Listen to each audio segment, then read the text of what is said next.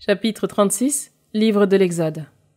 Bessalel, Oholiab et tout artisan habile à qui le Seigneur a donné sagesse et intelligence pour concevoir et exécuter les travaux au service du sanctuaire. Tous exécuteront ce que le Seigneur a ordonné. Moïse appela donc pour se mettre à l'ouvrage et l'exécuter.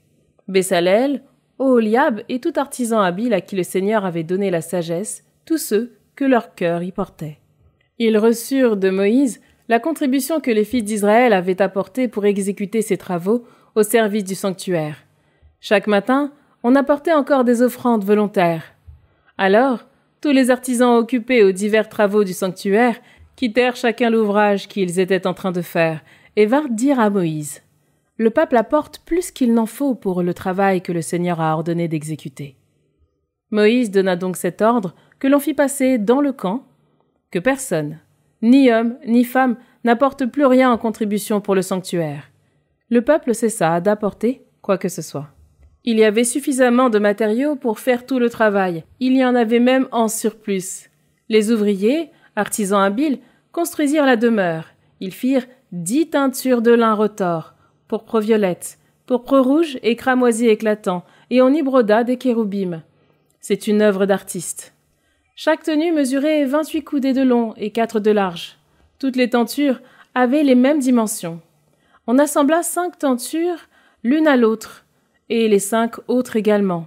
On fit des lacets de pourpre violette au bord de la première tenture, à l'extrémité de l'assemblage, et on fit de même au bord de la dernière tenture du deuxième assemblage. On mit 50 lacets à la première tenture et 50 lacets à l'extrémité de la teinture du deuxième assemblage, les lacets s'attachant l'un à l'autre. On fit 50 agrafes en or. On assembla les tentures l'une à l'autre par les agrafes. Ainsi la demeure fut d'un seul tenant. Ensuite, pour former une tente au-dessus de la demeure, on fit 11 tentures en poil de chèvre. Chaque tenture mesurait 30 coudées de long et 4 de large. Les 11 tentures avaient les mêmes dimensions. On assembla 5 tentures à part, puis 6 tentures à part. On fit 50 lacets au bord d'une première tenture, la dernière de l'assemblage, et 5 lacets au bord de la même tenture du deuxième assemblage. On fit 50 agrafes de bronze pour assembler la tente d'un seul tenant.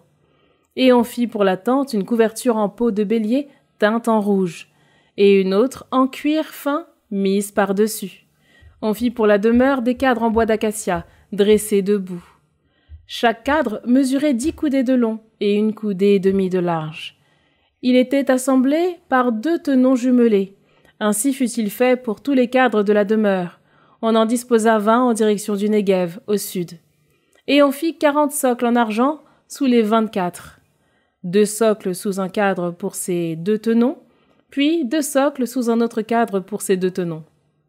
Pour le deuxième côté de la demeure, on disposa en direction du nord 20 cadres avec leurs 40 socles en argent, 2 socles sous un cadre et 2 socles sous un autre cadre. Et pour le fond de la demeure, vers l'ouest, on fit 6 cadres. On fit aussi 2 cadres comme contrefort de la demeure, au fond. Ils étaient jumelés à leur base et l'étaient également à leur sommet, à la hauteur du premier anneau. Ainsi fut-il fait pour eux deux, pour les 2 contreforts. Il y eut donc 8 cadres, avec leurs socles en argent, soit 16 socles. 2 socles sous un cadre, 2 socles sous un autre cadre.